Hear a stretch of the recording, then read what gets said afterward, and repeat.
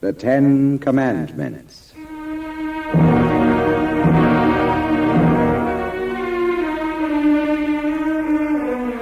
The children of Israel, fleeing Egypt, followed the leadings of the pillar of cloud by day and the fiery pillar of cloud by night. Across barren plains, over steep ascents, and through rocky passes they traveled. Through a deep, gravelly pass, they now approach Mount Sinai.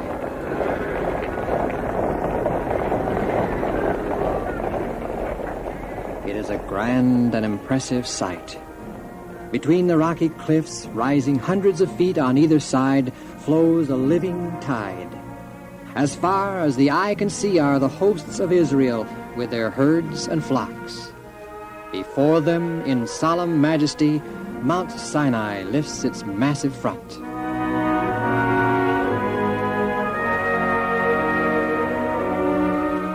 The pillar of cloud now rests on the summit of Mount Sinai, and the people spread their tents on the massive plain below. This is most impressive. The most awesome sight I've ever seen. With all the majesty and grandeur of these mountains and the rugged, enduring heights, one cannot help but feel his helplessness and his ignorance and weakness. My present here is he who made the mountains, and he who by his might all things have their being.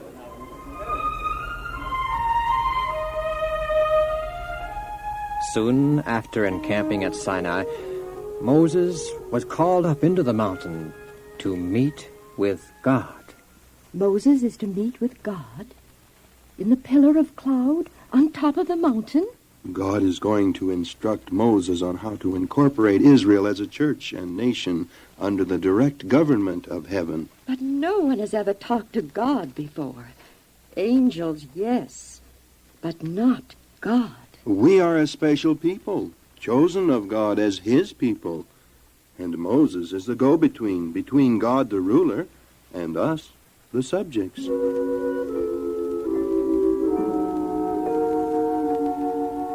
Alone, Moses climbed the steep and rugged path to the top of Sinai and drew near to the cloud that marked the place of Jehovah's presence.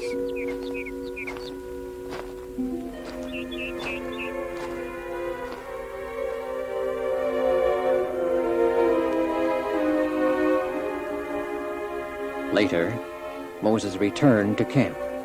Joshua, I wish to confer with the elders of Israel. Summon them immediately.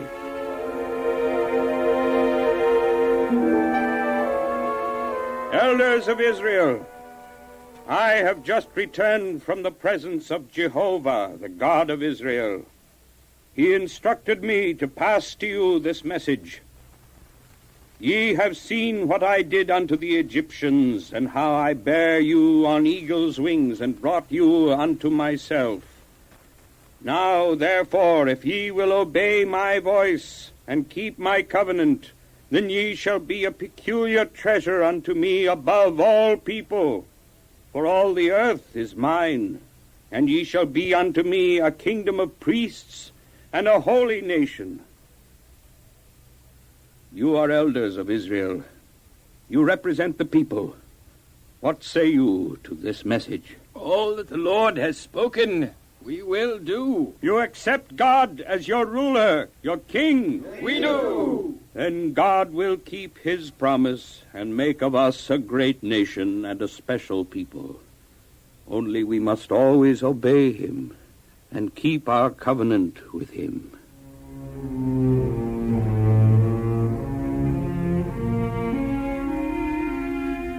Once again, Moses was called into the cloud on the top of the mountain to talk with God.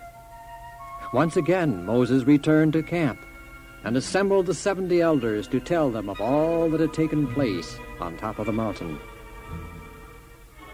The Lord said to me, Moses, as you brought Israel out of Egypt, they were disposed to murmur against you and Aaron, accusing you of leading them in the wilderness to destroy them, so that thy people shall know that it was I who led them out of Egypt, and forever believe thee. I shall speak to them from a thick cloud. The Lord is going to speak to us, directly to us. In 3 days God shall speak to Israel.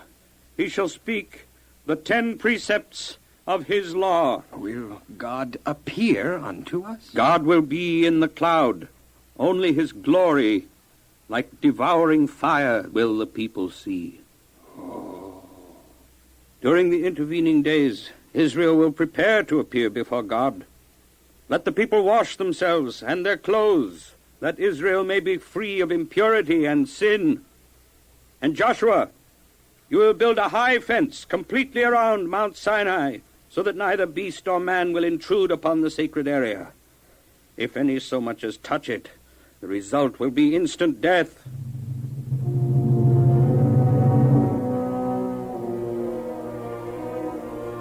On the morning of the 3rd day, as the eyes of all the people were turned toward the mountain, its summit was suddenly covered with a thick cloud, which grew more black and dense, sweeping downward until the entire mountain was wrapped in darkness and awful mystery. Then the sound of a trumpet was heard.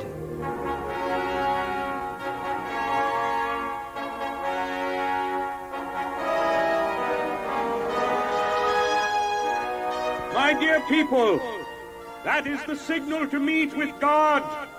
We will move forward to the base of the mountain, but do not touch it on pain of instant death. The mountain's on fire. It is the Lord. Smoke, like the smoke of a furnace.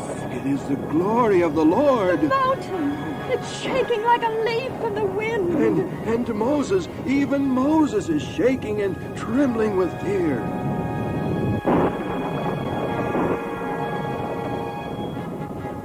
The voice of God was in the thunder and trumpet, saying, I am the Lord thy God, which have brought thee out of the land of Egypt, out of the house of bondage. The thunder and trumpet ceased for a short time. Then once again God spoke in the thunder. He spoke his 10 commandments, 10 brief, comprehensive, and authoritative commandments, covering the duty of man to God and his fellow men, all 10 based on the great principle of love. Moses then repeated each commandment. Thou shalt have no other gods before me. Thou shalt not make unto thee any graven image, nor any likeness of anything that is in heaven above, or that is in the earth beneath, or that is in the water under the earth.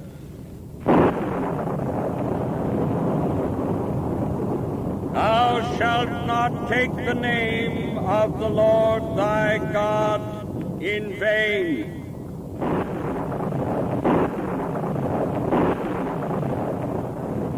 Remember the Sabbath day to keep it holy. For in 6 days the Lord made heaven and earth, and rested on the 7th day. Wherefore the Lord blessed the Sabbath day and hallowed it. Honor thy father and thy mother, that thy days may be long upon the land which the Lord thy God giveth thee. Thou shalt not kill. Thou shalt not commit adultery. Thou shalt not steal. Thou shalt not bear false witness against thy neighbor. Thou shalt not covet thy neighbor's house. Thou shalt not covet thy neighbor's wife, nor his manservant, nor his maidservant, nor his ox, nor anything that is thy neighbor's.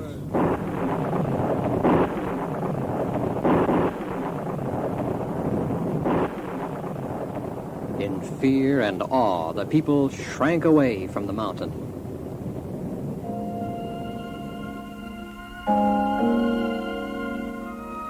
Moses again drew near unto the thick darkness where God was. There he received instructions as to the establishment of a nation with Jehovah as king. Each tribe will erect an altar and a pillar beside it as a testimony to the acceptance of the covenant. Then I shall read the book of the covenant, and each individual shall choose for himself if he will or will not keep the covenant.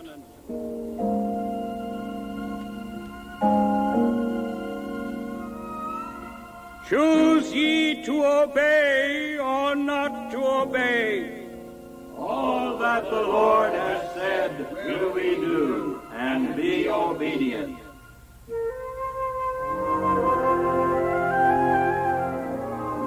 Joshua, a young man of many talents, was appointed minister to Moses. You sent for me, sir? Yes, Joshua. God has called me once again to go up in the mountain to meet him. You, as my minister, are to accompany me. Me, sir? You, son. Did God ask for me by name? Of course. God knows me? Certainly. God knows all creatures by name. He numbers the very hair on your head. He knows when even a feather falls from a bird. But this is different, sir. It's me. God asked for me personally by name. You have a wonderful future, Joshua, my son, if you will continue to obey the precepts of God's law. I will, sir. I'm sure of it. However, if you forget, if you fail, if temptation becomes too great, you need do but one thing, and God will send a whole legion of angels to your aid, if need be. Ask him? That's right. Just ask him. But you do have to ask him. You have to be sincere about it, and you will receive the help you need, and more. With that kind of help, I just can't fail. And you're no more privileged than anyone. Everyone ever born into this world, or anyone who ever will be born, can have the same kind of help simply by asking for it. Always remember that, Joshua, my son. I will, sir. I will. Right now, though, I wish you'd locate Aaron and Hur. Tell them I wish to confer with them, and with the 70 elders yet today. Yes, sir.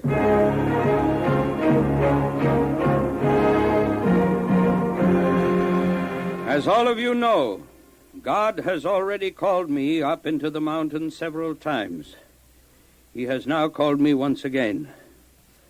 This time God said unto me, Come up into the mount, and be there when I call thee. Thee and thy minister Joshua, and I will give thee tables of stone with the commandments that I have already spoken unto thee. How long will you be gone, Moses? That's what I want to talk about, why I have called this meeting. I'll probably be gone some little time, and you 70 elders will continue to function as you have in the past. Beyond that, Aaron will act in my place. Hur will assist him. Is that clear? It is, sir. Yes, I understand.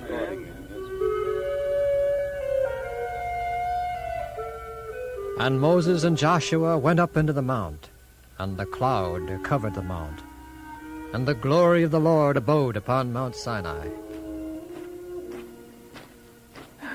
Well, we'll wait here, Joshua. Yes, sir. We may as well sit down. Yes, sir. How long will we have to wait here? Until the Lord calls me into his presence.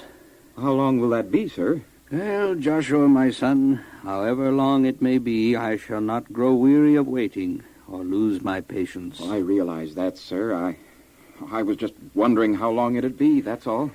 Well, sin cannot enter into the presence of God or endure the exhibition of his glory. While waiting for the Most High to summon me into his presence, I shall prepare to meet him. I will meditate, pray, examine my heart, and seek purity of mind and of spirit. You are not sinful, sir. I was born in sin. All mankind is. Without complete purification, no man can stand in the holy presence of God.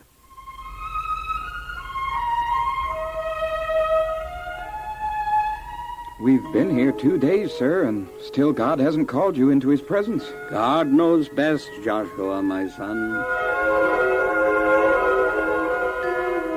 It's been 4 days, sir, and still God hasn't called you. No, we mustn't get impatient.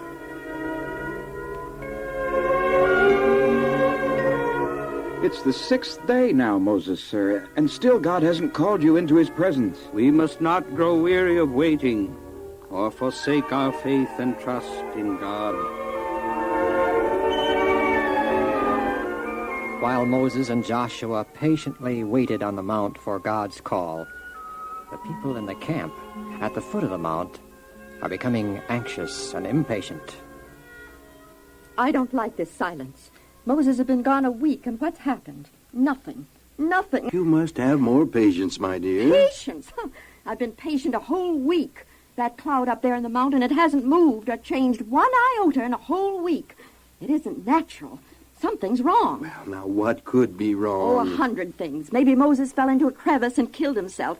Maybe God's cloud devoured him. No, and maybe... now, dear, don't be... You know why Moses has been gone a week and no word's been heard from him? Well, no, Do you have any idea as to what has happened up there in the mountain? No. Well, then, Well, what do you want me to do? Go up there in the mountain and try to find Moses? something should be done. What? Something.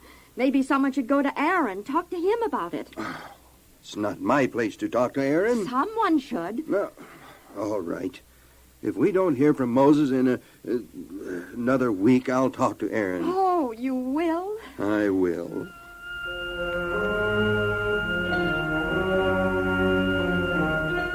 The very next day, something did happen up in the mountain, which was witnessed by all Israel at the foot of the mount. What is it? Up in the mountain. A light. A bright light. It must be the glory of God. Fire. The whole mountain is ablaze.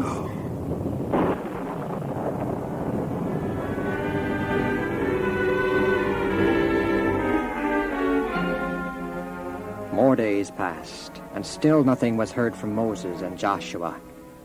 I tell you, something terrible has happened up there in the mountain. And I tell you, we must be patient and wait. Moses and Joshua were consumed by that fire. We could feel the heat clear down here. It's useless, silly to wait for Moses any longer. No, dear, I told you that we I know must what you wait. told me, been telling me all along, but But we you've must been wait. wrong. We never had it so well as we did in Egypt. Oh, but and we I'm in can't- favor of going back there if they'll have us. Going back to Egypt? Why, you I wouldn't can't... blame them if they wouldn't take us back. After all, we've done lots that we shouldn't have been. Now, you listen to me. I don't want to hear any more of this kind of talk. We're not going back to Egypt. We're going forward to the Promised Land. Back to Egypt or on to the Promised Land, it makes no difference to me. I insist that we wait for Moses no longer. Something's happened to him. We'll wait until Aaron tells us what to do. Aaron, he's a wishy-washy leader if ever there was one. He's the high priest. We must await his decision. More days and weeks passed, and still Moses and Joshua did not return. Neither was there any word from them. Do you still think Moses will return? I don't know what to The believe. people are becoming mighty impatient to be on the way. I know. I suppose you're right, Mother. I doubt if it's wise to wait any longer. I'm going to join a group who intend to force Aaron to do something about it. Oh, I knew you'd see it my way.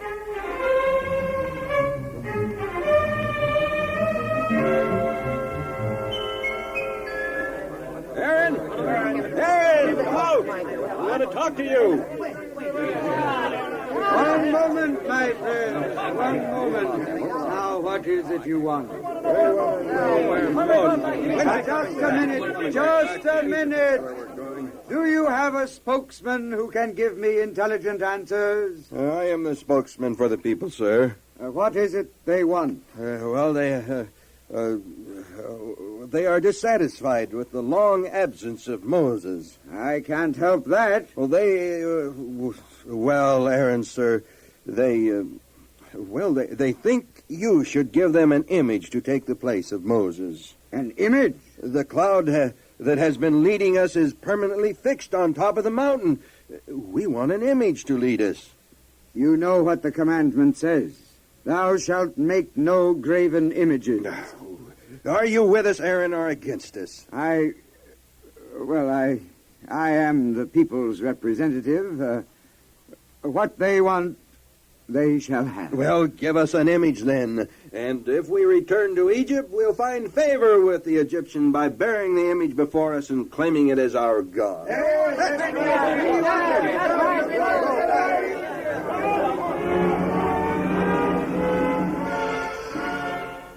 The tumult increased.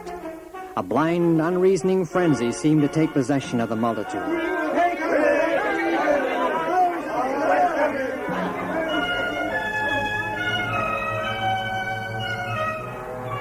Such a crisis demanded a man of firmness, decision, and unflinching courage. Aaron was not such a man. He feared for his own safety. Instead of standing firmly for the honor of God, he yielded to the demands of the multitude. If I am to make an image, I must have gold and silver. Are you willing to make such a sacrifice? Very well, then. I direct that all the golden earrings be brought to me, that I may cause to be made a golden calf in imitation of the gods of Egypt. You are a very wise leader, Aaron. This golden calf shall be to us the God which brought us up out of the land of Egypt.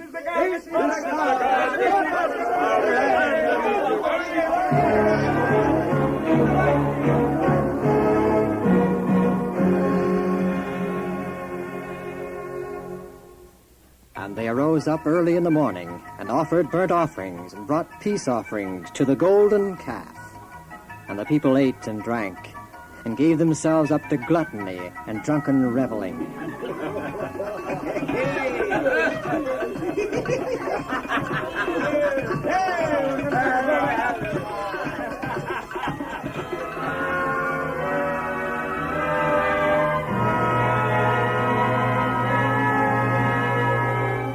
It was at this time that Moses' 40 days with God came to an end.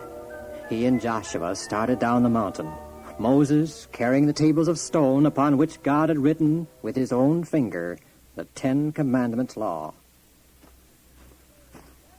Moses, sir, do you hear what I hear? I hear people. An enemy is attacking our camp, sir. No, my son.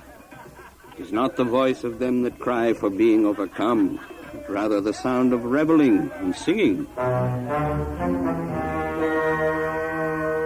Drawing near to the camp, Joshua and Moses behold the people shouting and dancing around the golden calf. It was a scene of heathen riot, an imitation of the idolatrous feasts of Egypt. Entering the camp, Moses passed through the crowd of revelers and, seizing the golden calf, cast it into the fire. Afterwards, he ground it to powder and cast it into the stream that passed through the camp. People of Israel, you have just seen me sprinkle the golden dust of your calf into this stream. I command that each of you drink of the water of this stream. This will show you that your God of gold is without power, utterly worthless.